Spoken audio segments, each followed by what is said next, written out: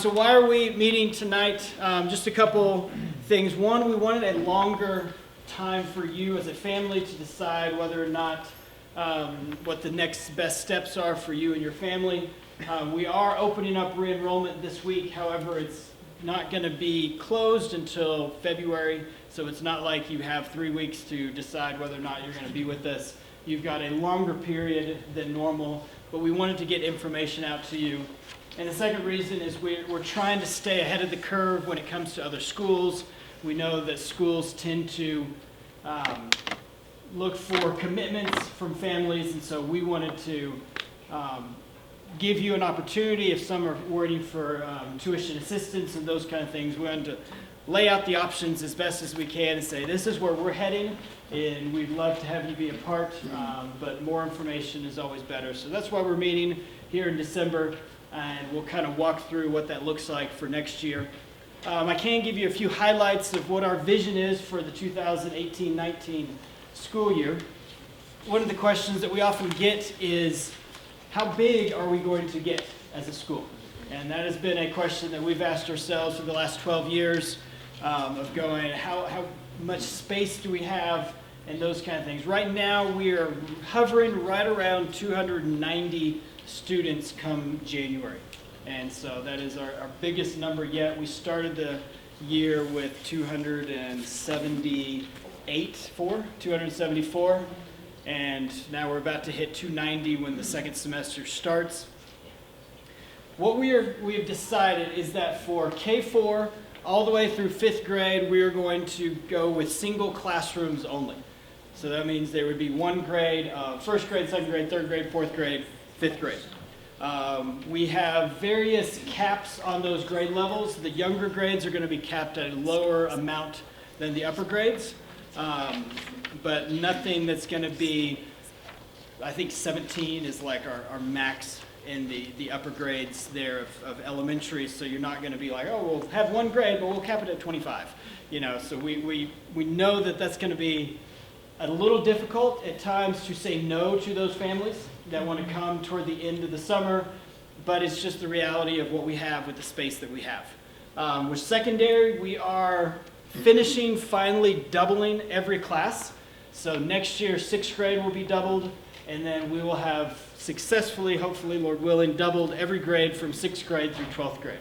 And basically what that means is we have a max of about 17 in each grade, and then we have 2 sections of those grades. So in 9th grade, you'll have a potential of about 34 9th graders, and so forth throughout high school. That would give you, as you see, a grand total of 316 students on this campus if everything can be filled exactly. And that's where things get a little bit tricky. We do have space in our facility to handle that many students, which is the nice thing. We are adding a few classrooms next year that we don't have this year, and kind of the trend has been, if you don't know much about our facilities here, we do not own these facilities. We rent them from a very generous family, and every time that we need more space, the Lord tends to provide the space. We started with 4 buildings. We are now up to, I think, 7 different buildings. Next year we're adding another section of a building that we currently don't have access to. The Lord's provided access to the church, and so it's awesome to kind of see how, as our needs grow, He provides, but we are realizing that we're getting to a place where we can't double elementary. We just don't have the space, and so we've kind of made the decision for this foreseeable future. This is what we're going to be at. We understand we can do what we do well with a certain number of students, and you get past that number of students and the program, the quality starts to degrade, and we think this is about as big as we can handle to make it still feel like you're used to. What we are doing is, you know, and we call ourselves the university school. When you go to a university, you have school of different things, right? School of business, school of music, school of fine arts, whatnot, and that's kind of what makes up a university. So we've been slowly trying to adopt that same model. And so if you think about the elementary, the junior high, and the high school as different schools all under the same university. And that's kind of the vision is the same, the desire for the students and the ministry is the same, but we understand how you minister to a kindergartner is way different than how you need to relate to a 9th, 10th, and 11th grader. We also have discovered that 6th, 7th, and 8th graders, as you may be surprised, you handle differently and relate differently than high school students. And for many years, what we have had is a program that tried to hit 6th grade through 12th grade.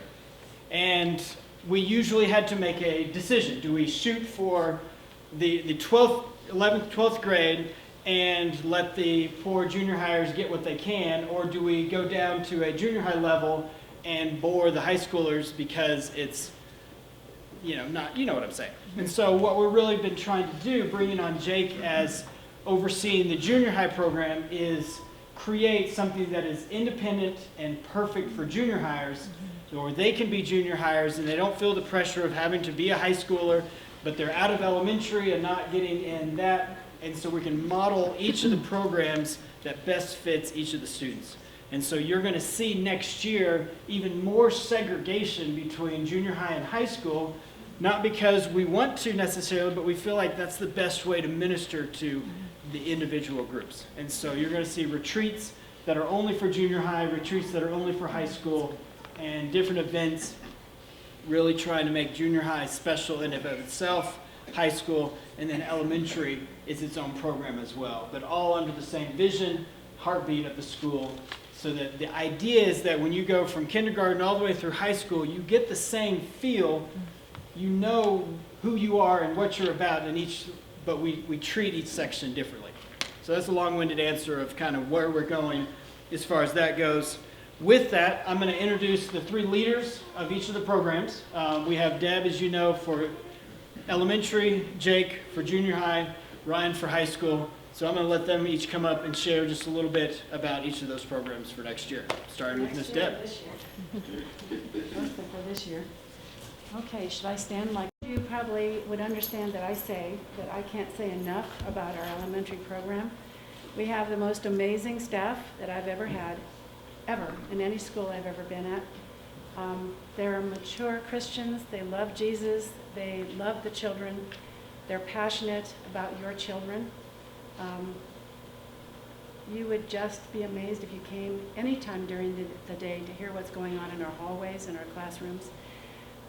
We have a strong academic program that we work every day to make sure our children are up to snuff and can take these wonderful tests at the end of the year to show how well we're doing.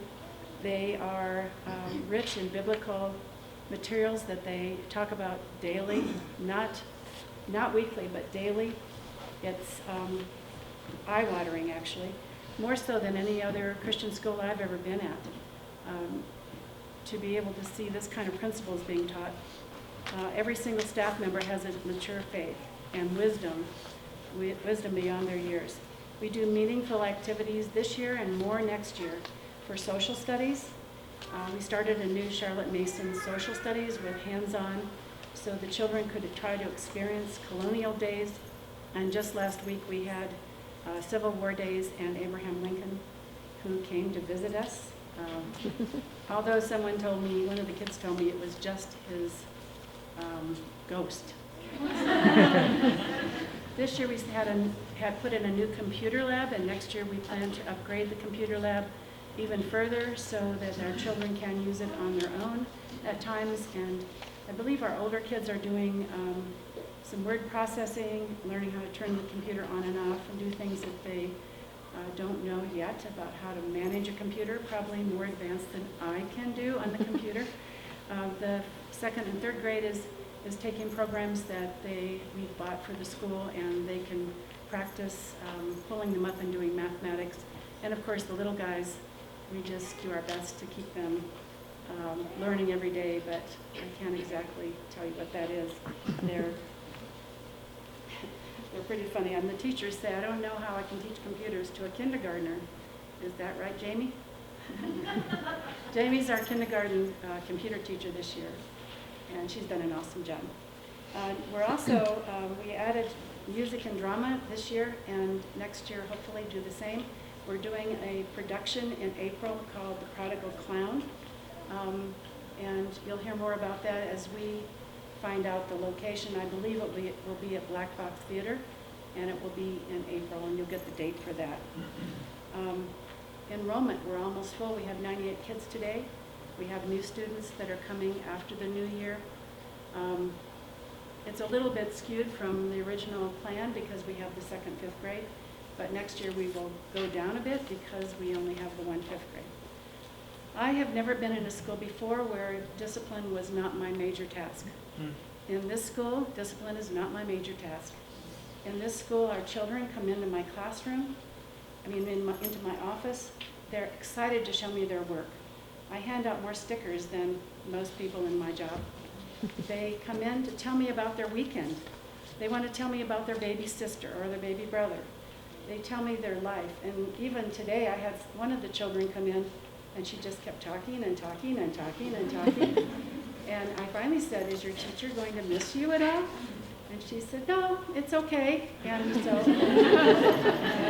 but that's a privilege. It's a privilege to be part of a school where talking to your kids is the thing that makes me the happiest, and that's what I get to do. Most importantly is when you walk down the halls of our school, of the elementary school, you hear lots of music. You hear kids worshiping.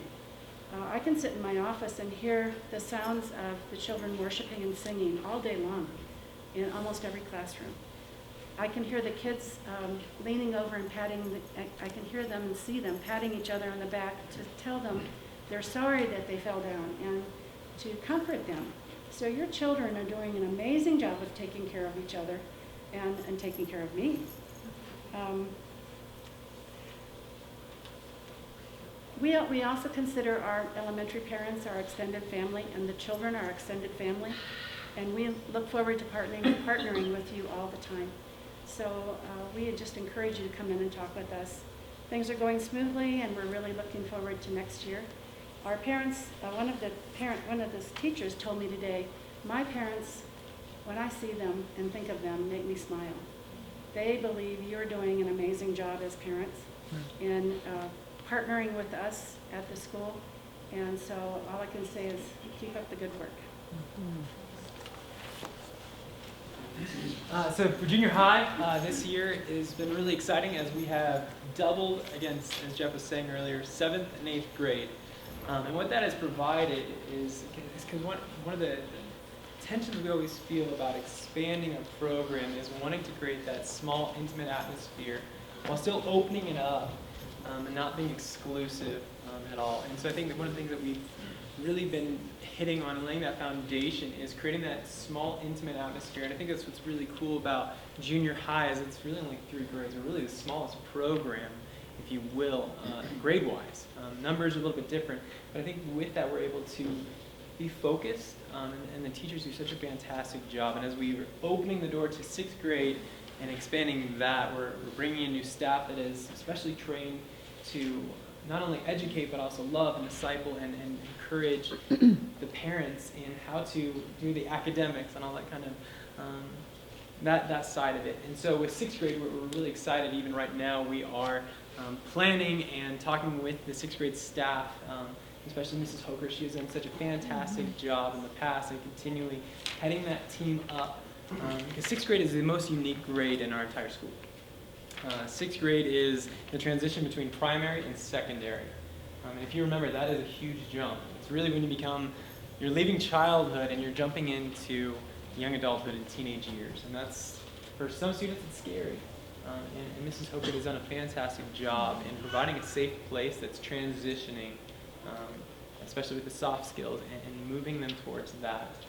So we're going to expand 6th grade, and we are right now currently talking and discussing and strategizing what would be the best way to create a double section that is still intimate and yet united with each other. That they're not just one 6th grade class and another 6th grade class and they never have any relationship to each other.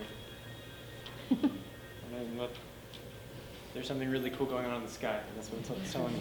And so that's what we're kind of planning. That's our big hope and our big idea for next year with junior high is expanding and opening up the doors to double classes in every grade.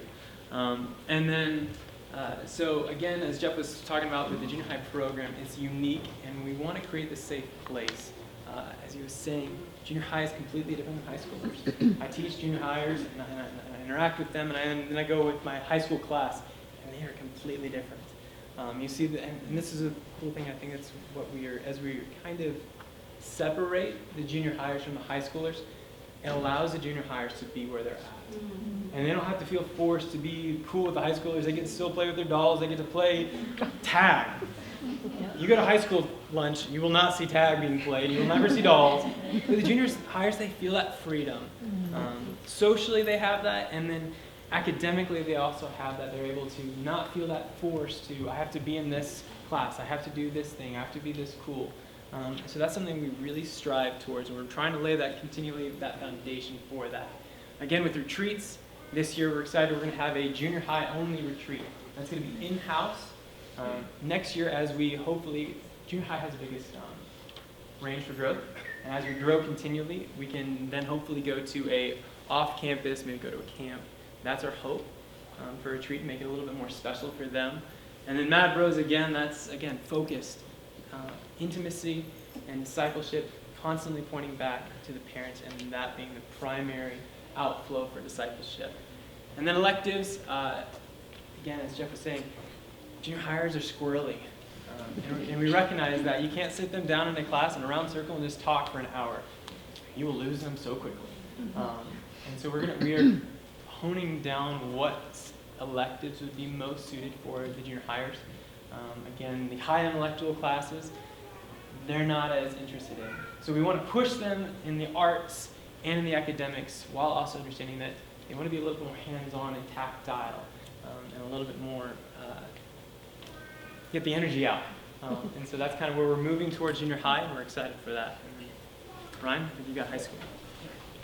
Before I talk about high school, I don't know if there's any math majors or engineering-minded people that this is driving you nuts. The fact that those three numbers didn't actually add up to 316. Anyone catch that? We made a last-minute adjustment. We copied it. I was like, oh no. So it's 314 is the sum. For those that caught it, because I did, I was like, and then you can like relax now. So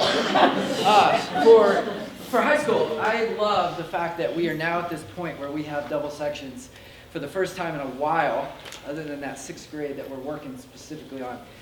We're being able to move out of that growth mindset, which is very different, and now we say we are set up. Now we can totally focus on doing what we're doing and doing it better. So some of the things you're going to see for high school that we're focusing on is simply that, doing what we're doing more intentionally and better, knowing that we now have a roughly 120-ish group of 9th through 12th that we're working with. So a couple things that have sprung out of that. One thing that we've started to really press into more and more and more is how are we launching seniors? How are we launching kids from this school? Realizing that this is great, they have a great experience, and then there's a real world. So we've actually been working, we had a meeting with next year's senior parents, we've talked with some of the students, and we're working on creating a very intentional program that will help launch them, help set them up so that there's a lot more confidence in what God is calling to them to do next. Kind of losing any of those years where they leave and then they're kind of like floundering or something like that. So anyway, so that is going to be called the Rooted Senior Initiative. Sorry, one second. I just got a little dizzy. Sorry. I'm good. Just give me a second. Yeah. So Rooted was the words that we came up with for that. So it's basically our senior initiative program. So with that, it's going to be a 7th period, and you probably like 7th period. We've never had that. We are going to just change the wording. We're not actually adding new classes. Right now we have 1st, 2nd, 3rd, 4th A, 4th B, 5th, 6th. We're going to get away from that. We're going to go 1st through 7th. One of those is a lunch. We think in the grand scheme that's going to be a little better. So that's why it says 7th period. So that is going to be a specific class that we as an administration are going to be working with those seniors to really begin to launch them well. So our goal, our vision is actually connect them, getting them to visit universities, UCCS, getting them to actually sit in lectures, being able to debrief what is the world you're entering into in a very practical sense, not just a theoretical. There's a great place for theoretical, but reality is about to hit. So we're getting ready to launch that. Puckett is kind of one of our leads on that, as well as the rest of our team. Along with that, feeling better now. So, the Mad Bro for seniors, focusing in to actually make it a little bit more focused and relational for them. So in addition to it just being that experience of getting into a campus, but personally, how are we setting them up so that their roots are going to go deep when they get out into the world, no matter what winds come of culture, they're ready to stand. So that's a lot of the discussions we're having right now for seniors, and then kind of working back down from that. The Mad Bros Chapels retreats. No brand new different plans for that, but just how are we doing it better? The Mad Bro plan of splitting up grades, we've heard great feedback. It really seems to be serving the purpose that we have for that. So we're wanting to continue that. Chapels, we're throwing out some ideas on how to do that better. We are going to probably move away from chapel every day and make it a little less frequent. We kind of go back and forth what's the best, and every year we go back to the drawing board. So for chapels, the plan is a little less frequent, but very much more intentional. So that's what we're working with Puckett on. And again, with retreats, there will actually be some high school only mixed and some others that are everyone combined. The academic advising, I hit on that because that is actually a very important program that we implemented this year to give every high school student a personal connection. We spend a lot of time, I've spent quite a bit of time exploring what is going on in the secondary landscape in the midst of a very, it's quickly changing the culture that college, post-secondary is looking like. So what are we doing, not only to launch them well, but to make sure that they're doing the steps ahead of time to be prepared. So the academic advising is designed that everybody has one person that they go to for their grade level for any of those questions, and at any time they walk with them through those years to help launch them. So we're going to continue that. And then the extracurricular. This was the first year that we actually started to hear, and it was kind of an odd, almost complaint, but we took it as a compliment. It's like, our kids have too much stuff to choose from. And so they don't want to say no to things. And what we realized is, well, that's actually a good thing. That's a lot of high schools. You can't do everything. We love that we're at a point where we have people that are championing all these different programs, and then students get to decide, what do I feel led to be a part of? So our adventure program, continuing. Drama. Those that saw ELF, you know that program is doing amazing right now. Our Mad Bros retreats. Those are more and more opportunities. We have sports that are growing, volleyball, frisbee. There's a lot of stuff, and we understand that. So we want to walk with families and with students to pick and choose what is the best thing for you and your families, knowing you might not get to do everything, but we want those students to have opportunities. And so we're planning to continue all of that and just continue what we're doing and doing it better. So I'm going to pass it back to Jeff. All right. Well, I get to talk about how we get to pay for all this. Because as you know, this is not free. In the perfect world, I think it would be. But wanted to talk a little bit about the financials for next year. No major drastic things, but here are the highlights. Number one, for elementary, we decided that we're not going to raise tuition any from this year to next year. So what you're paying for elementary this year will be what you're paying for elementary next year. Secondary, we are adding approximately about a 3% increase from what we have this year. Rationales behind that. Secondary, as you know, is definitely more labor intensive. There are more people on the ground with the ministry aspects. We also need to expand some of the classrooms that we talked about, which means our rent goes up. And we also want to pay a little bit more in rent, which sounds kind of weird. Basically, we have a set rent and we get a donation for part of it. And so each year, what we try to do is rely less on the donations, and so we get to where if one day the donations stop, we can actually sustain and stay in these buildings. And so we try to increase the rent that we give out each year by a little bit. Usually about 5% is what we're looking for increasing the rent. Again, tuition for secondary would go up approximately about 3%. We do not budget donations, just a little inner workings. What we try to do is make sure everything that we do to run the school can be run based on tuition. And so then any donations that come in are just extra awesome gravy that we get to use to better the campus. So that's kind of how we work on that. So extra building improvements that we want to do. If you saw last spring, we threw out a thing called Project Partnership, some things that we wanted to add, such as, I think, what was on, some windows that we put in there. This big fire escape, which, as you'll notice, is not in.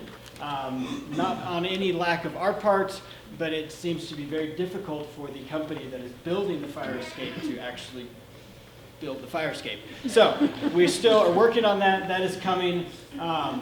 There's been improvements in our science labs, improvement in elementary flooring and doors and different things like that. And so we are constantly, anytime we get donations, we're evaluating what's the best use for those. We have Tabitha that we're also supporting. As you came in, you might have seen our USCO Christmas wish list.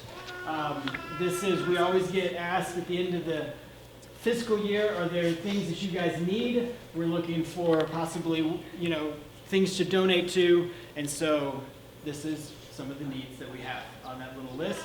And so if you find yourself at the end of the fiscal year saying, oh, I need to give, you know, 200 grand. Consider us part of your giving. I know a lot of you have that problem. God bless you. Okay. Our tuition is still 60 to 70% of the major Christian private schools in the state or the city. We used to think that, oh, we only are here 3 days a week, therefore our tuition should be only, you know, 2 to 3, you know, a third, 2/3 of what normal tuition is. And obviously, as we're growing, we have full-time staff and we have full-time services in a 3-day-a-week program. And so it doesn't necessarily work apples to apples, but we do try to be under what, if you were to go to a typical 5-day-a-week school every day, what their tuition would be. And so we kind of use that as our benchmark and go, okay, I think we're looking good. We're not paying the same amount. So that's what the financials are for this year as far as tuition goes. How that money is going to be sent to us is through fax. And we have been on about a 3-year process of moving our payments from August to May all the way to June to March. I think that's what it is. Yes, June to March. And so last couple years it's been paid July to April. This coming year is our final step because we really would like to have the start of your tuition in June. That helps us in the summer months, and then you end in March. So next year you will have tuition starting June 1, carry you through March, and then you'll have April and May off of tuition if you're on the 10-month plan. If you're on the year plan or the semester plan, then it would be June 1 for the year plan, and then June 1 and November. Is it November? November. November for the second payment of that, which is pretty much what it is now. Incidental billing, starting in January, you can see what our goal is to not be like if you have 5 different payments for different ideas, you get 5 different bills throughout the months, and you get to randomly figure out when those are going to hit your account. So we're going to just bill once a month for incidentals, whether that's textbooks or class fees or different things like that. You'll get an invoice on the 5th, and then the payment is going to be taken out on the 15th or paid by you on the 15th, depending on how your fax is set up. So that's incidental billing. Discounts are staying as this year, accelerated payments. So if you pay a year in advance, you get 6%. If you do a semester, 3%. And then multi-student discounts are the same. What is it? It's 5%, 10%, 15%. Whatever you're paid now, we'll give you that discount again. We are moving to, so eligibility for the discounts, just as a reminder, these are the same. Elementary student baseline tuition is $3,100, which means you have to hit that as an elementary to be eligible for tuition assistance and any discounts. Secondary, it's approximately 5-ish classes and $4,950. So as long as you stay above that, then you're eligible for all the discounts. That basically just kind of eliminates you coming in, taking one class, and then getting tuition assistance for that and discounts, and it begins to not make it worth all that. So we kind of say, get full-time, and those are the eligibility for the discounts. All right, moving on. Tuition assistance. Applications, so this is very good news for those of you that are currently have some sort of scholarship with us. The biggest issue we ran into is when you reapply for those tuition assistance, typically it asks for your most recent tax returns. Well, as all good Americans, some of us wait until April 15th to fill out our taxes, and sometimes even after that, and which makes it very difficult to apply for tuition assistance. So we are allowing last year's taxes to be used for this year's tuition assistance. So only thing you'll need is your 2016 taxes, as well as a current 2017 W-2. You put those in, and this what we'll do is allow us to make financial aid, I wasn't going to say that, tuition assistance decisions much quicker than waiting till April and May and on into the summer. So that's the new change that hopefully will be much easier. Typical awards that we give will be between 10 and 50%. There is the grant and aid link that you must use to apply will be activated on December 15th, so you can get a jump start over the Christmas break if you want, filling those forms out. It'll be exciting. First round of applications going to be due by January 31st. We'll look at what we have, start to hand out aid at that point, and then take the next round and so forth. So that's tuition assistance. And with that, Ryan, I'm going to let you talk about how they sign up for next year. All right, thank you. Feeling good this time. So. All right. All right, so the re-enrollment process, we've modified that the last couple of years, and it seems to be every year getting smoother and smoother. So we're excited that, again, this year, you're able to do that via RenWeb. And what we've been hearing is it really takes about 15 minutes per student. So on Friday is our goal. We're working through a couple of last-minute changes to all the documents. But our goal is on Friday to launch that. So when you will just log into your parents' web.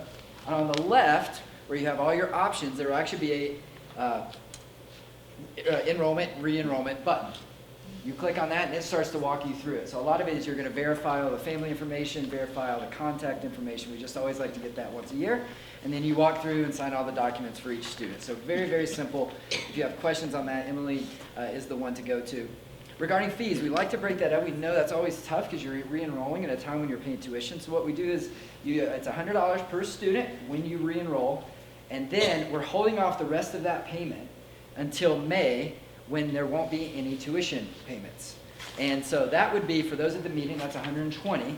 And that's discounted from the standard registration or the standard enrollment fee of $280. So $100 when you do it, the re-enrollment, and then another $120 for those that are here will be billed via fax in May. So very simple, just one at a time. You do have to walk through it with each student. The priority, so what we're doing is from that time it's launched on Friday up until January 31st, you have that window at any time. Now come February 1st, we will start processing new applications. So that's when we put them on hold till that point. We want to give everybody an opportunity to re-enroll, and then we'll start to process and see how many potential spots we have open for each of the grades for the next year. And then, so a couple other things with that. Go ahead. So from now, often at the re-enrollment meeting, we would have next that meeting till now. I had a panic attack and I said, that's not going to happen. But we are already getting close. In January, towards the end of January, secondary students, 6th through 12th, you'll be able to access all of next year's class schedule. So that was where you'll access it. We'll also let you know via email and just kind of keep you updated. But in case we often get questions about documents. So on the website, I took a little snapshot. You have this option on the left for current families, and under that there's a documents section. It will take you to all these types of documents. So there will be a folder in there, 2018-19 resources. So if you're curious what's going to be offered, I'm already thinking about classes, you can go access it there. And we'll be keeping those things updated as much as possible. We already have the calendar for next year. So if you're wondering when spring break, when are those types of things, that will be on there within the week once we get that folder created. So you can always access those.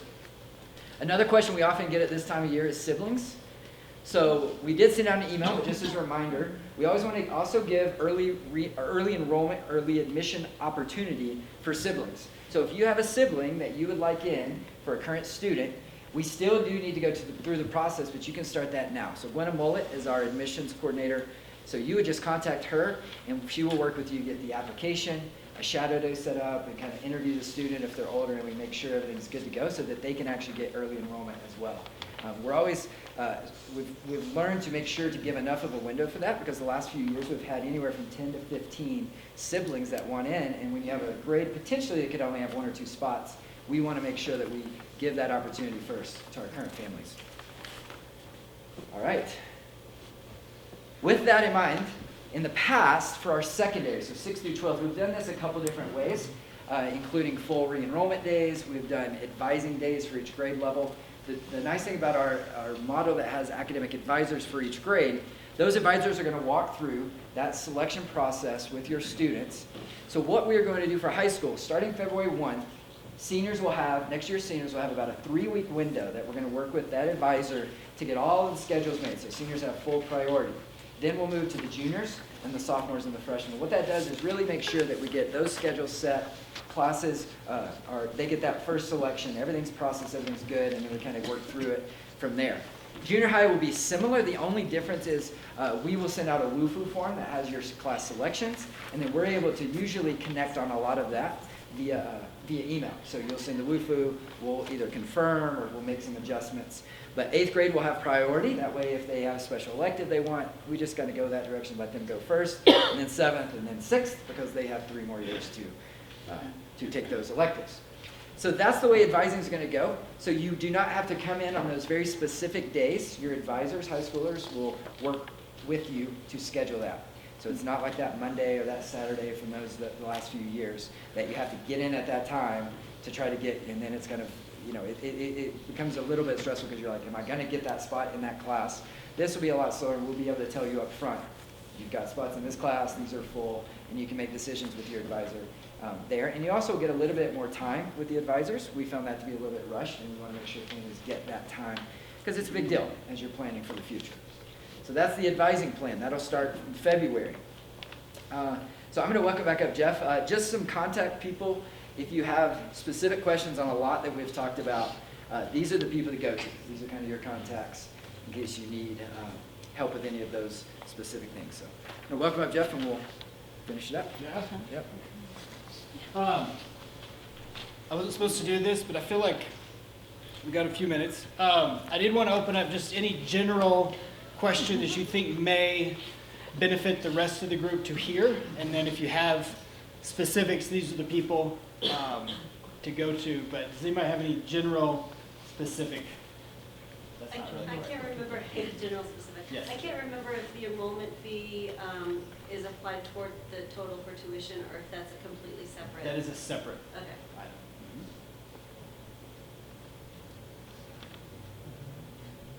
The student program, will it be mainly focused on students that are planning to head to college, or will it kind of run the gamut of Exactly. opportunities? Opportunities, right. So you do not have to be college driven to be a part of it, but just any senior that wants to, just preparing them for life after our school.